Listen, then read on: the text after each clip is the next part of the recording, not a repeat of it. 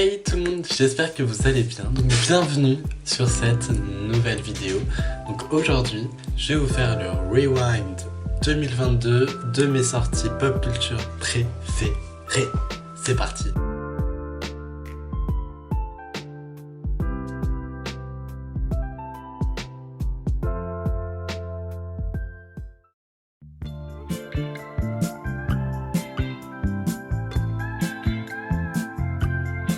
Alors janvier, Euphoria, saison 2, fallait en parler, il faut en parler. Donc personnellement j'ai adoré, je vous conseille évidemment de la regarder. Mais attention aux âmes sensibles parce que je trouve que la saison 2 est beaucoup plus violente que la saison 1, niveau émotionnel et niveau sujet tabou quoi. Voilà.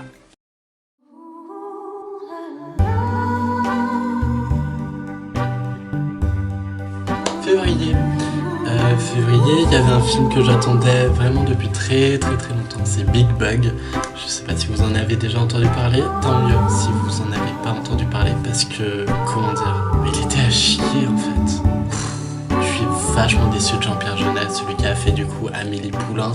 Voilà quoi.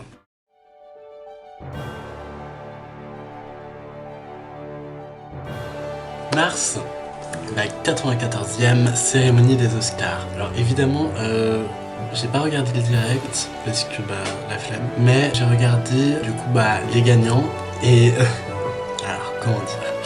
Donc pour meilleur film de l'année, c'est Coda qui est sorti en 2021, mais qui est jamais sorti en France. Donc c'est pour ça que vous en avez peut-être pas entendu parler. Et franchement, pas vu, donc je peux pas juger. Will Smith pour l'interprétation masculine et Jessica Chastain pour l'interprétation féminine de l'année normale, j'ai envie de dire. Et ensuite, pour la meilleure réalisatrice, du coup, c'est Jane Campion qui a gagné pour The Power of the Dog. C'est celle qui a fait la leçon de piano, je sais pas si vous voyez.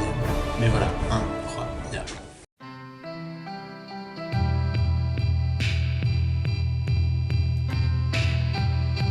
Pour le mois d'avril, je vais vous parler de la saison 2 de Poupée Russe, qui est pour moi une des saisons que j'attendais le plus, et surtout une des plus inattendues. Genre Netflix, what the fuck. Ils ont grave su se renouveler, et ils ont créé totalement autre chose avec le même personnage, et c'est that amazing bitch.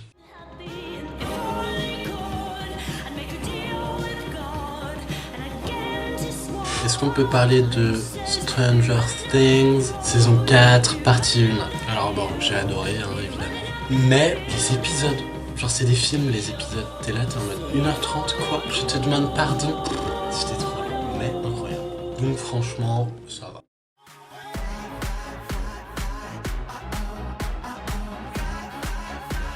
L'été arrive, juin, Drag Race France. Ah mon dieu!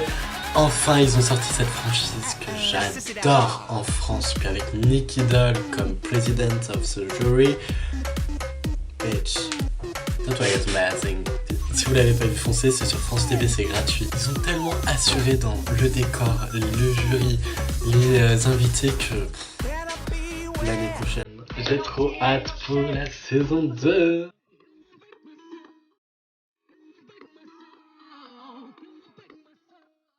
Juillet.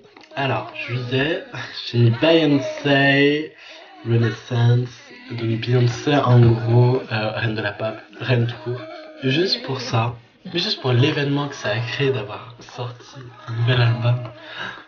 Puis regardez la pochette. Amazing.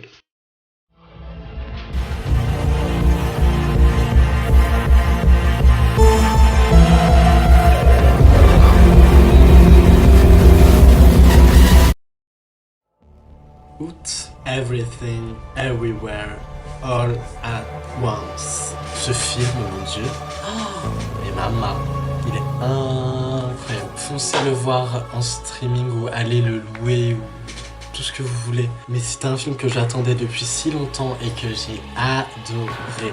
Même s'il y a au moins 14 plans par seconde, c'est incroyable. Puis la BO, n'en parlons pas, ça looks perfect.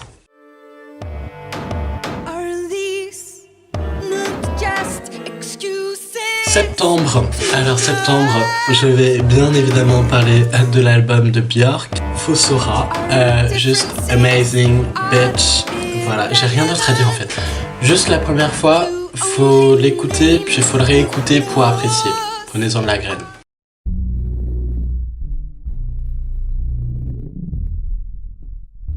Octobre, alors octobre, American Horror Story saison 11, incroyable.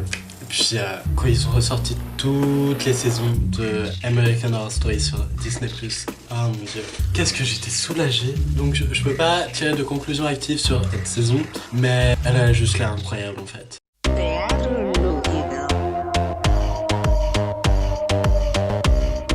Novembre. Que dire à part que le nouvel album de la femme est sorti, Teatro Lucido, incroyable. En vrai, ça m'a un peu, genre, j'étais là en mode, what the fuck, genre leur projet de faire un album que en espagnol, j'étais en mode, qu'est-ce que ça va donner? Ça va donner la perfection, rien à dire, ils sont parfaits.